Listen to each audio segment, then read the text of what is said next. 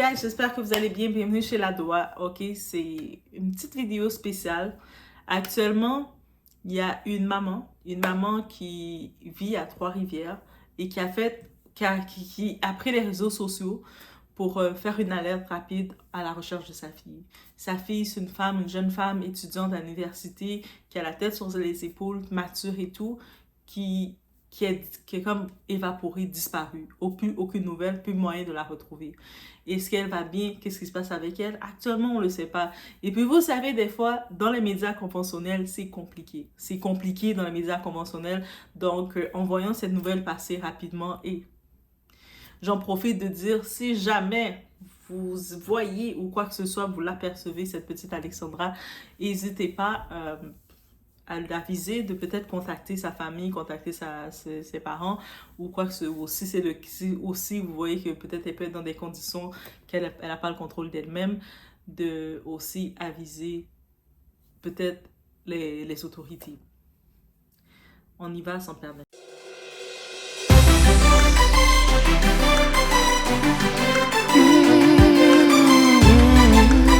Donc, encore une fois, donc oui, la doigt, comme je vous dis, tout ce qui peut passer de même, je peux l'utiliser. Et si je peux utiliser ma plateforme pour juste dire, aviser les gens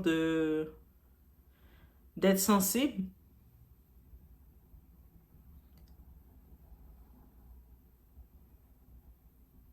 D'être sensible à tout ce qu'on peut voir. Il ne faut pas hésiter. Donc, ça fait déjà un jour, je vois dans les annonces, dans le Journal de Montréal, dans Radio-Canada, il y a beaucoup d'articles. C'est une femme de 21 ans. Et puis, les policiers la recherche est déjà établie. Donc, les policiers de Trois-Rivières demandent l'aide de la population pour la localiser. On la voit ici. Ici. Donc, c'est une femme de 21 ans.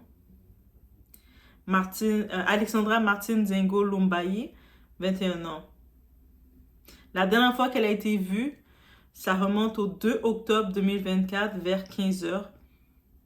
Vers 15h40 dans le secteur de l'île Saint-Quentin. Donc, oui, on fait sa description. C'est une personne noire, les yeux bruns. Elle mesure 1m73.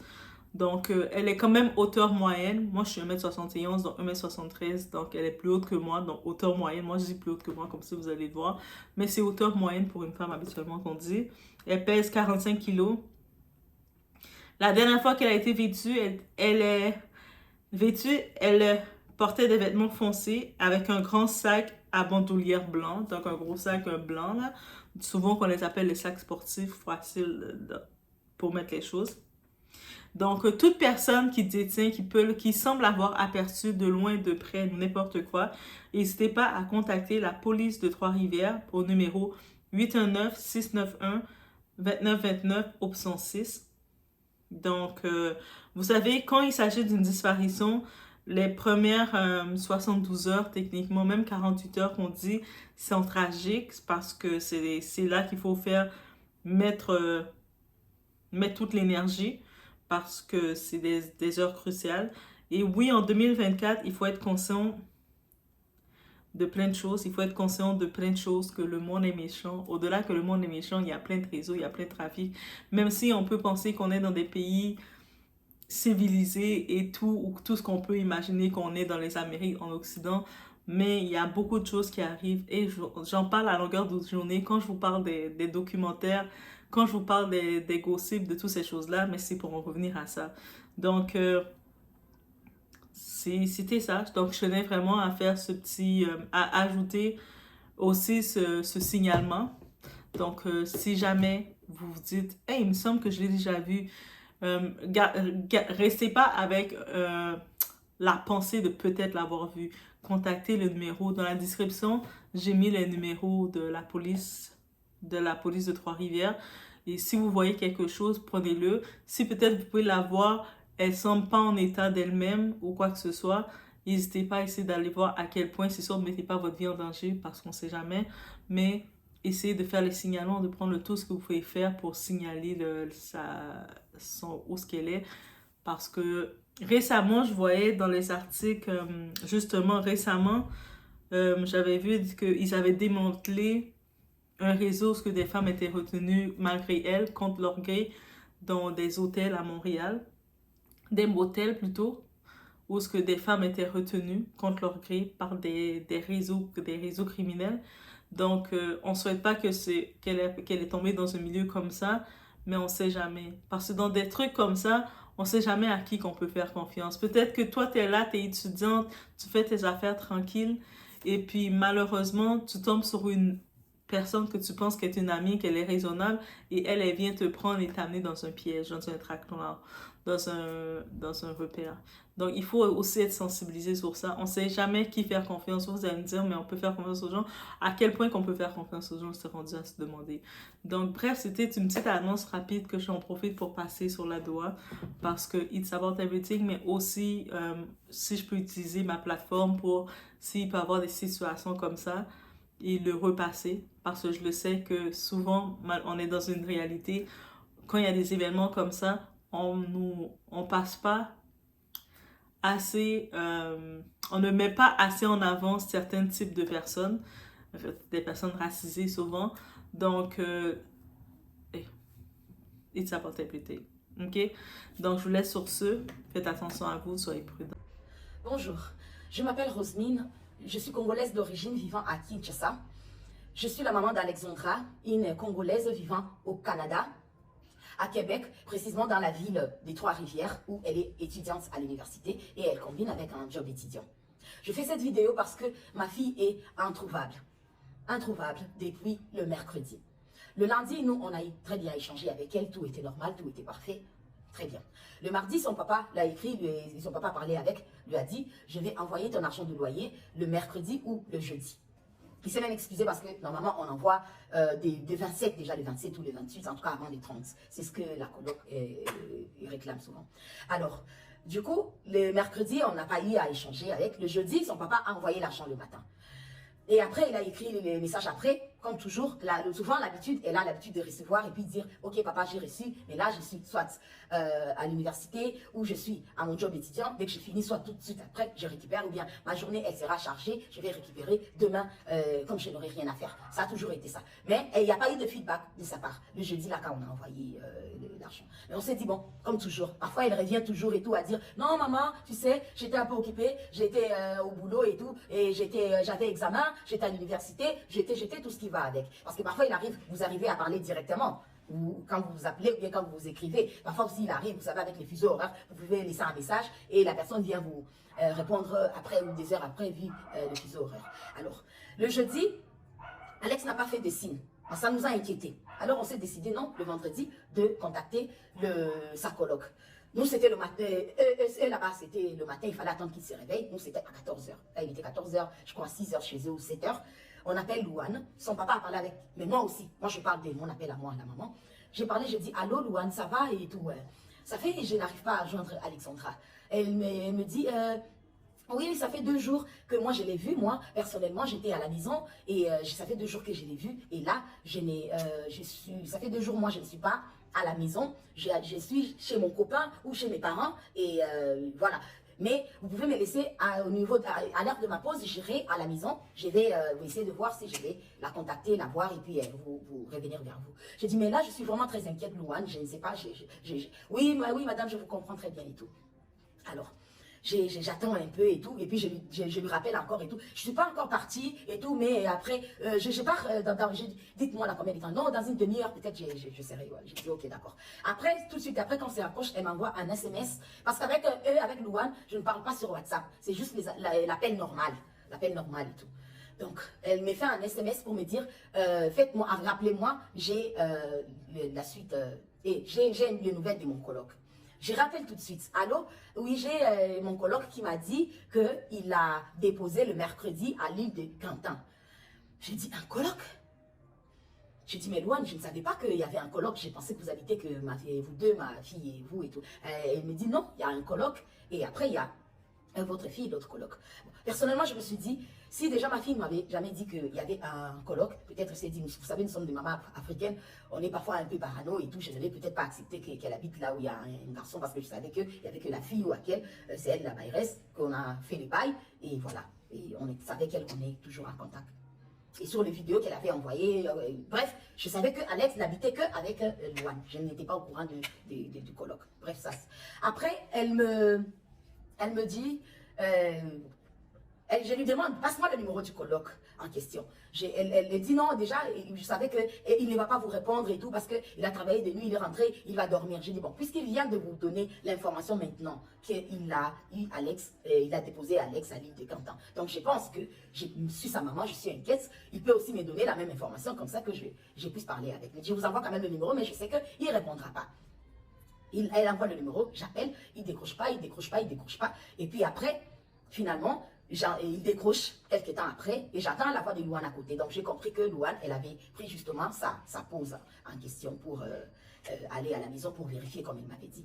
Alors il me dit, oui, j'ai déposé votre fille mercredi à 15h40 à l'île de Cantan. C'est là où j'ai déposé votre enfant et c'était la dernière fois que je l'ai vue et elle n'est plus revenue à la maison. Alors je lui pose la question, je dis, mais comment vous savez qu'elle n'est pas revenue à la maison? Parce que sûrement vous avez des programmes différents. Vous pouvez aussi être à votre truc, vous pouvez être occupé, elle aussi. Il dit, non, moi je suis des 3h du matin ou des 3h à 3h, je suis plus de temps ici. Donc si elle était revenue, je l'aurais su et tout. Donc, elle n'est pas revenue depuis le jour où je l'ai déposée à l'île de Cantan. Et je me rappelle encore, Louane m'avait dit, pendant qu'on parlait d'abord au téléphone, elle m'a dit, ah tiens, je me rappelle que hier, j'étais venue à la maison, j'ai vu sa chambre, la porte de sa chambre, la porte était ouverte, mais je n'ai pas entendu des bruits, je ne l'ai pas vue elle. Donc, je n'ai pas vu elle, la personne. J'ai dit, ah ok, d'accord. Alors, je leur demande, j'ai dit, s'il vous plaît, contactez la police. Comme ça, plaignez-vous que votre coloc, vous ne voyez pas votre collègue, vous n'avez pas les nouvelles de votre coloc depuis... le mercredi. Alors ils me disent non, on ne peut pas appeler la police parce que la police ne prendra pas en considération les amis que le parent. Donc ça sera mieux vous-même appeler la police et tout.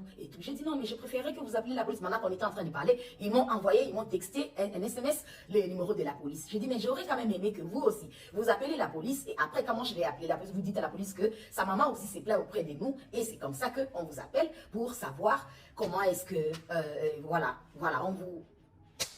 on fait la plainte en fait, ensemble. Ils ont dit, bon, c'est ils avaient dit au téléphone non, mais bon, après, j'ai raccroché pour moi, trouver la solution de comment trouver à appeler la police. Et après, je reçois le message de Louane qui me dit, voulez-vous me rappeler? J'ai rappelé directement et tout. Elle me dit, la police est là, on a dû contacter la police. Alors je prends la police. Et il me demandait, oui madame, il pose la question normalement et tout. Quand est-ce que vous avez eu votre fille pour la dernière fois? Comment est-ce qu'elle s'appelle? Donnez-nous son numéro de téléphone, tout ce qui va avec. Et tout, vous savez tout ce qu'on demande et tout. J'ai tout donné, tout ce qui était comme information et tout ça. Et la police m'a dit, rappelez-nous dans 15 minutes. Ok, j'ai raccroché dans les 15 minutes. Vous savez, une maman j'étais là dans les 15 minutes. Je rappelle dans les 15 minutes et la police me dit, le téléphone de votre fille a aimé pour la dernière fois le mercredi à 15h. Alors, je dis, depuis le mercredi à 15h, oui, depuis le mercredi à 15h que ça a cessé d'émettre. Mais depuis tous ces temps-là, elle recevait en fait son SMS, ça faisait toujours des traits, tous les vendredis là, en question. Parce que là, quand je sais que je vous parle là où je parle avec la police, c'est déjà genre vendredi à l'heure de chez nous, peut-être à 16h, 17h, 18h, un truc comme ça. Après, je suis restée plutôt en contact avec la police. La police, ils m'ont passé le numéro, appelé le numéro, tel numéro et tout, ils m'ont donné le numéro. Donc, je me suis mise maintenant avec la police et tout. J'étais là avec eux et tout. Ils ont dit, ok, on commence les recherches. Ils m'ont dit, on est au moins 40 personnes, on est là et tout, à chercher votre fille, à essayer de savoir qu'est-ce qui s'est, où est-ce qu'elle est, où est-ce on est déjà chez elle ici à la maison. On est arrivé, on va prendre, je sais pas. Bref, tout ce qui est faux pour pouvoir retrouver votre enfant. J'ai dit, ok, d'accord. Je vais attendre qu'est-ce que la police va me dire. Bon, vous savez, je suis une maman.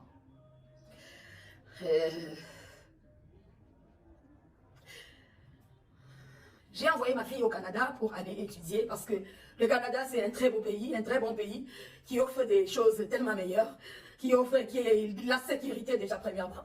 Et c'est par là que j'ai voulu que ma fille aille là-bas. C'est mon seul et unique enfant. C'est le seul enfant que j'ai eu. C'est le seul enfant que j'ai accouché. C'est la fille que j'ai eue à mes 16-17 ans, quand j'étais petite. Et j'ai souffert de ma vie. Et j'ai souffert. Et j'ai dit que ce que j'ai vécu, ma fille n'allait pas le vivre.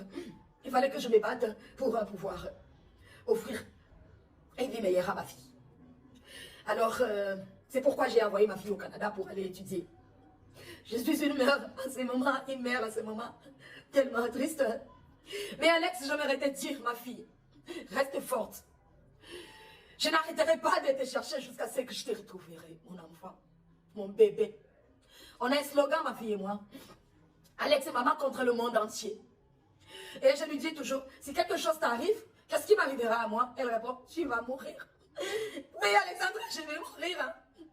Je vais mourir, hein, mon bébé.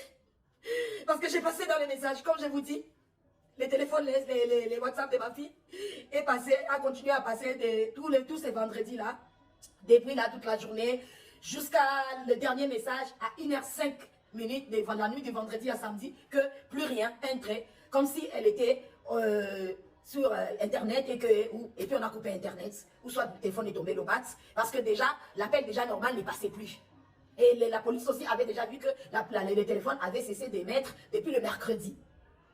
Donc, déjà, vous voyez la panique.